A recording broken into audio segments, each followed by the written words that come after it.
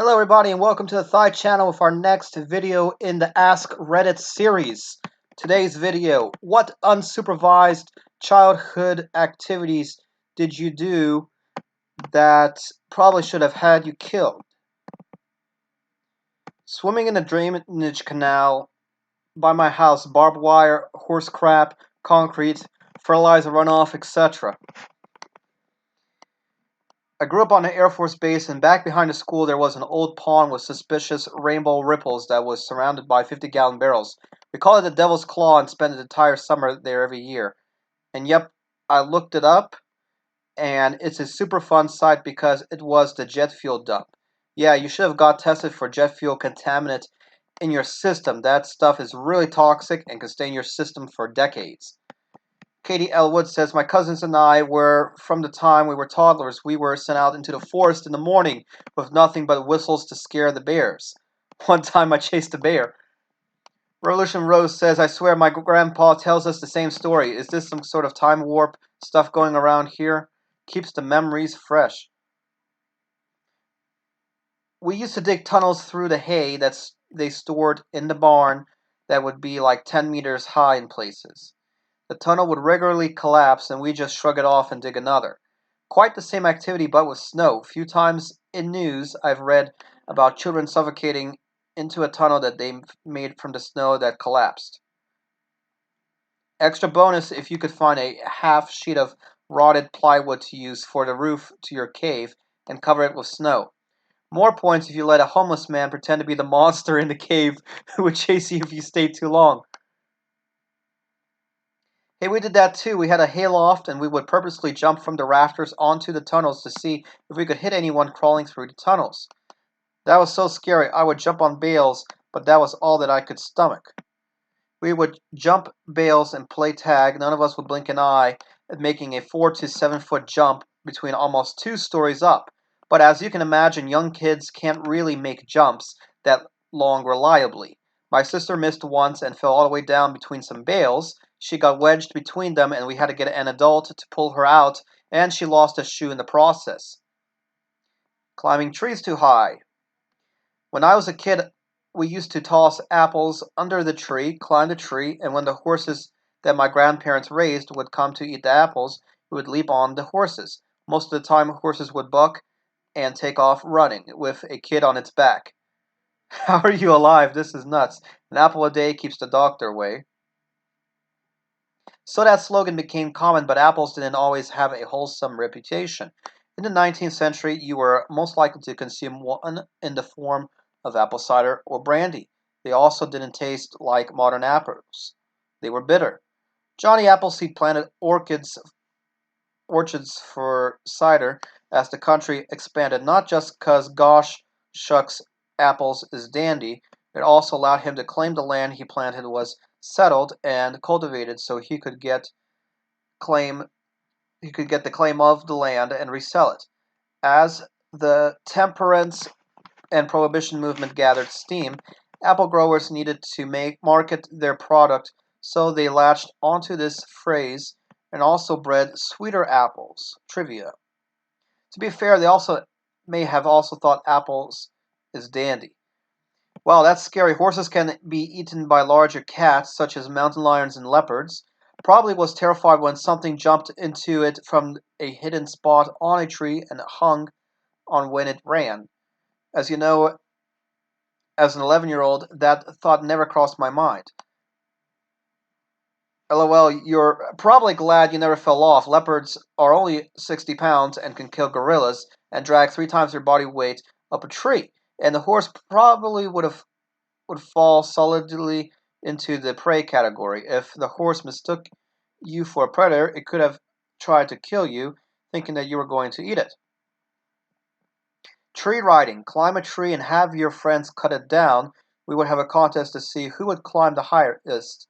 I won more than once, and I cannot fathom how I nor anyone else was not seriously hurt, never mind killed. What in the world? This is one of the craziest ones I've seen in this thread.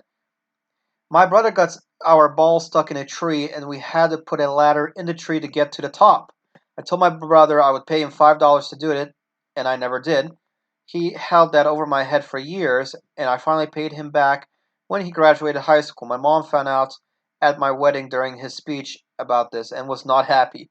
My buddies and I restored an old tree house on the outskirts of town that was a good 30 feet high in the air. We had to rebuild the ladder to get to the platform, and then we used a rope to pull up materials. We had a three-tiered house by the time we were finished. Fun, but dangerous. Climbing trees while way too high. We used to play with chemicals in my neighbor's garage, like combining all different kinds of chemicals we could find. I would assume lawn care and car chemicals in her garage into a hole in the cement floor. At least we were smart or lucky enough to keep the garage door open. My greatest discovery at around 12 years old doing that was finding out brake fluid and chlorine for the pool combust when mixed. Soon my friends and I were doing all kinds of crazy stuff with the mixture. The best way was driving a pipe into the ground a few feet long and putting the chlorine and brake fluid in there and watching the dragon fire shoot out the pipe. It's not an immediate reaction, but kind of a slow burn till it bursts into a furious hellfire. Oh man, I could write a book about it. Growing up in the Rust Belt and playing in the industrial relics, I'm still surprised I'm somehow alive. Plus, my buddy's grandpa was a gunsmith, so we had black powder. You can imagine that what we did with that. Also, swimming in the river around by the train tracks. Yeah, I don't know how I was able to get all my fingers until it's still there. How many pennies did you put on the train tracks so a train would smash them flat? One of my favorite things. I grew up in Kigali, Rwanda. After the 1994 genocide, there were landmines all over the place. We usually would walk to our primary school about 1.5 kilometers.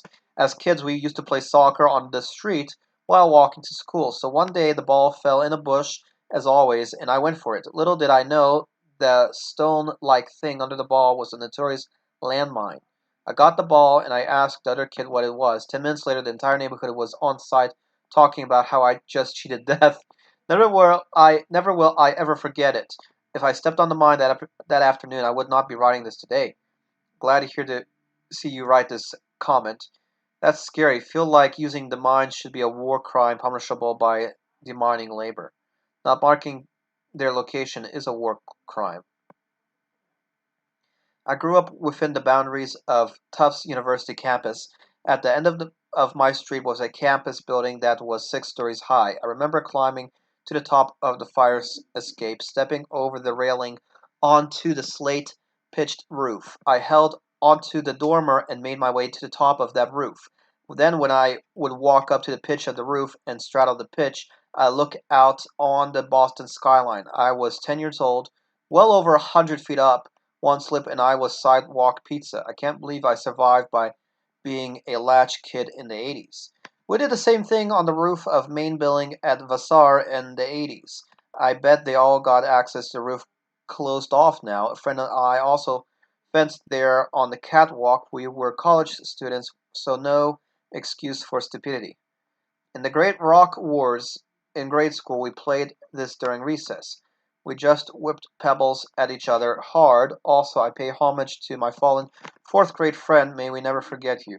We left a lot of good men behind on that playground.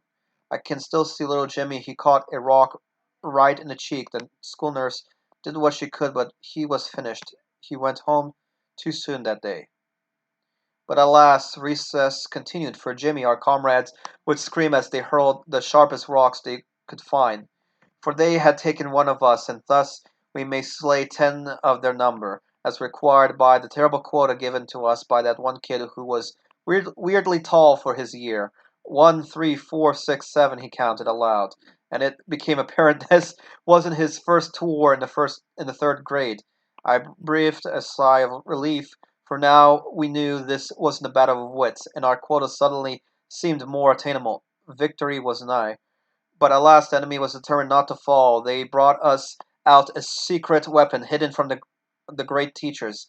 They slaughtered us all. Men fell like at the right of the hands of the old of Tommy's older brother, and the fire in his eyes sent even our most brave men into panic. As he picked up the larger rocks we deemed incapable of flight, our veterans turned tail faster than a kicked pooch. We couldn't fathom the destruction and chaos that would unfold. but we could hear it growing quieter yet more intense as we fled for our lives.